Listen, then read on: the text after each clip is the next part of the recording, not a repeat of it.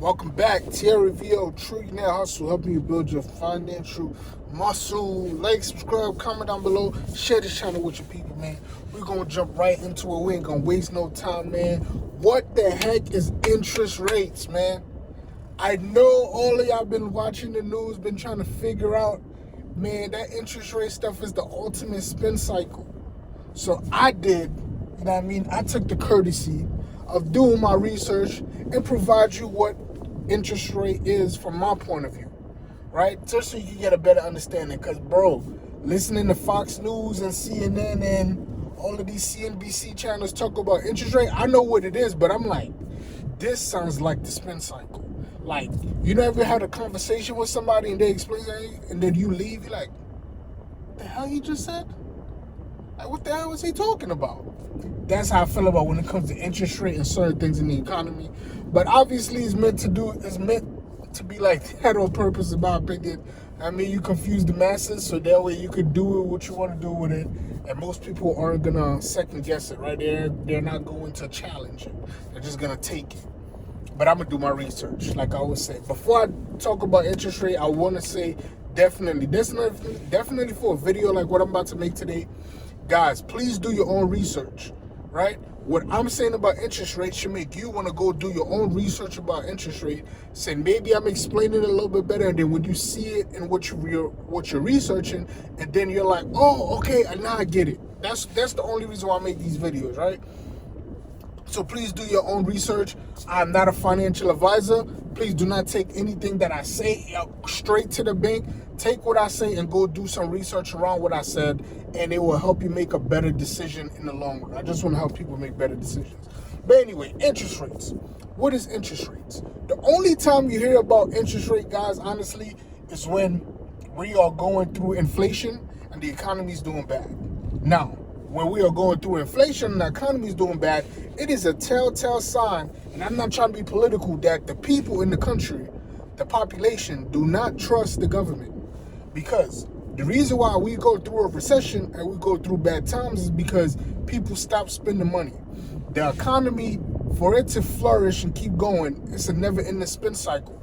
You get paid, you spend. You get paid, you spend. You get paid, you spend. When you get paid and you spend less, you get paid and you spend less, excuse me, it kind of messes up the economy, right? Because they were dependent on you spending that money so they could take it back and spin it back around in the cycle and spit it back out to you. I hope I'm making sense and I'm not losing you, right? We are in a consumer heavy country where something is always being marketed to you, and people always want you to buy, right? That's what kind of economy we live in. It has its benefits, but it has its downsides also. So now, when people spend less, the government has to find a way to recoup that money. So how do they recoup that money? They recoup that money through inflation. By the things that you still are having to buy, I'm gonna raise the prices on those. You're gonna get less for what you was originally getting, but I'm still gonna get the money that I originally needed, right? For example, it's almost like you used to go, if I need to sell 10 oranges to make $100 every month as the government, but now people are only buying 7 oranges for $70, I'm gonna raise the inflation and I'm gonna make them 7 oranges that you're buying worth $100 now. So I can still get that $100 because I need it to keep this economy rolling, right? Hope you caught that. Now, when that's not working, when the inflation is not working, where people just, okay, I know I need to buy, but I'm still gonna spend less, so they're finding different avenues, they're going to attack the 3 things that are necessities that everybody need in this country, or everybody has been addicted to in this country, and that is tied to interest rates. And I could go into all the details about this variable interest, there's a bunch, but let's just talk about interest rates in general. And one of the 3 things that interest rates affect the most are credit cards, car loans, and home ownership. Those 3 things, what do everybody need? A lot of people love credit cards, right? People buy everything on credit cards. We need a car to get in and around and do what we need to do, and everybody need a home. Now, those interest rates are usually fixed. But credit cards are a little different because it goes from month to month. So you got to read your credit card statement to know what your interest rates are and how is it changing. You got to pay attention to that. They'll be sneaky on you and switch it up and don't even tell you. So you got to be reading your statements. Still me, even to this day, I know it sounds old school. I make sure I get a paper statement in the mail. And I open it and I read through the whole thing and then I make my payments. That's just what I do. But whatever. You can do what you want to do. But anyway, right? Car loans, right? You're going to need the car. You're going to need that brand new car. They put the interest rates on it. You feel me? And interest rate is basically a portion. When you get a loan, right? A portion of that payment you're paying back is almost like you're being penalized for needing a loan, honestly. That's why debt is never good. Because even though we have found, how would I say it? We have found sneaky ways to use debt to create wealth nowadays. But debt is still always no good because whoever you're indebted to, they are your master until you repay that debt. You should read the Richest Man in Babylon, great book about debt. Debt is never good. But since you're being penalized for the loan and you kind of need the loan if you're going to the government, so you have to take the hit. So you need $30,000 to borrow a car. It used to be 3%. Okay, now you got to pay us 3%.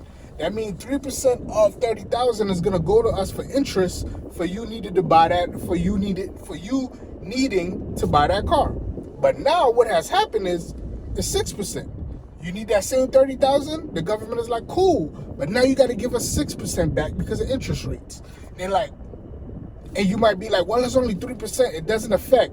All it affects, and the way it affects is through bigger purchases, right? A small amount of a big number is still a big number, right? I'm gonna give you a perfect example. Home ownership. Now, home ownership, in January of this year, if you were to get a $400,000 house, your monthly payments probably would have been about $1,900, hovering around that $2,000 mark, right? A $400,000 house. I live in Dallas, Texas. I'm talking about where I live, right? So $400,000 house would have been around $1,800, $1,900. We might get up to $2,000, but really around $1,800, $1,900 for $400,000 house. Now, that same house for the same $400,000, and we're not even talking about price of homes going up. I'm talking about that same house for the same $400,000 today with a 6% interest rate is going to be $2,500 to $2,600 a month in payment. So your monthly payment is gonna go up by about $500 or $600 for the same house you would have got 9 months ago for $500 a month less, right? But now, you always got to think of long term when it comes to them small numbers of how long you in these contracts for. And we're doing a 30-year mortgage for simple math. 30-year mortgage, right? 30-year mortgage. Now, you might be like, okay, damn, that $500 gonna hurt for me to pay it, for me to pay right now, but I really want that crib and I go get it anyway, right? But now, what happens with, let's say you in a fix, right? You got that fixed interest rate. That means the interest rate you got in when you got in the house is locked in for the duration of your loan, which is 30 years, right? Now, let's say your loan went up because of the interest rate from 3 to 6. Your loan on the house for $300,000 house, your monthly payment went up by $500, right? Let's say it went up by $500. Now, you times that 500 times 12, it's 12 months in a year. That's, how much is that, right? That's $6,000 a year. So you're paying an extra $6,000 a year for the same house you would have got if you would have got a better interest rate. Now, let's do the 6,000 times 30 years, because that's how long the mortgage is. 6 times 3 is 18. So that's $180,000 you're gonna pay extra for the same house because of the higher interest rate. You gotta pay attention to those numbers, man.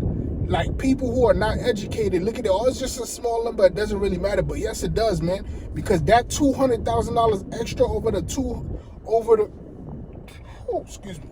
that $200,000 extra over them 30 years. Let's say you was putting that $500,000, that $500 payment in even a mutual fund, right? Even a mutual fund that's returning like 12% a year over them 30 years. like over about 40 years, that $500 payment or the 12% a month over 40 years, so would have been a total of what, $200,000 you would have put in it, would have actually turned into about $4 million after 40 years though. 40 years though. It would have took 40 years, but that $500 payment in a mutual fund that's returning 12% a year would have actually got you at the end of the 40 years a little bit over 4 million. So think before you sign on them dotted lines, man, and stop doing stuff out of emotions. You got to do stuff with your brain. Always think with your brain first. Yes, them numbers don't seem high, but they going to get you in the long run, man, especially if you're in a fixed interest rate. Now, if you need a house or whatever, get you a house. That's not what I'm saying. Like, you feel me? If you need a house, you need to do what you got to do. You got to get you a house. It is what it is. Because who says it's ever going to go back down? It might never go back down. It might just keep going up. So that's why you always do what's best for you in the current position that you're in. You always do what's best for you in the current position that you're in. Not what your neighbor doing, not what your friend is doing, but what is best for you in this specific moment. That's what you do. And you figure it out. That's it, man. So interest rate, to put it in a nutshell, is you're being taxed for the money that you need to borrow and the government raises interest rates when they cannot get enough money back out of the inflation that they raise because they're not making enough money. That's not exactly what it is. You ain't gonna find that definition in the dictionary. But from all of the research I found, to put it in a much more simpler term for you to be able to understand it in a very flat line, baseline, what it is, that's what it is. I'm gonna repeat it again. Interest rate is what you pay back for needing to get a loan for something. Whether it's a credit card, it's a loan, it's an unsecured loan, right? Whether it's a car, you need the $30,000 or $50,000, $60,000, $70,000 to buy the car, to buy the truck. That's a loan. You need the $300,000 or the $4 or the $5 or the $6 or the $700,000 to buy that home. That is a loan. All three of these loans, you got to go to the bank, which is the government. So now, in order for them to give you that money, they say, okay, that's cool. We understand you need the money. We're going to help you out. But you're going to have to pay us a little bit extra because we need to make some money. It really is, I feel like it's penalizing you for needing to borrow their money. That's how I feel it is. You feel me? So now that they're going to penalize you for needing to borrow money from them, which is how they make money, if they're raising the interest rate, meaning they're going to get more money back from the same loan you would have got a year ago for half that interest rate, they're just trying to recoup more money. Now, you might not agree with it or whatever, but at the end of the day, no matter what you think about the government, guys, they're just trying to help the economy. Because if their economy crashes, we all crash. So you can't even be mad at them for doing that. I just want you to understand the game so you can make the best decision for yourself. You can't be mad at them for charging more interest rates. You can't be mad at them for raising inflation because people stop spending. What you could be mad about is who's in office that we're not trusting, that we're no longer spending as much money that we used to spend, which is now going to inflation, and they're not getting the money back they needed from inflation. Now they got to go through interest rate. There's always a balance with inflation. Inflation go up, then interest rates, inflation go up. In order to get inflation back down, you got to raise up interest rates so they can recoup the money from here so they can start bringing down inflation back down. It's a balance. It's a balancing act, right? It's a balancing beam, man. Like, subscribe, comment down below. Share this channel with your people, man. If you still don't understand what I'm talking about, put a comment down low, and I'll try to explain it even more, man. Terry VO, help you build your financial muscle. I just want to solo win. Catch me on the next one. I'm gone.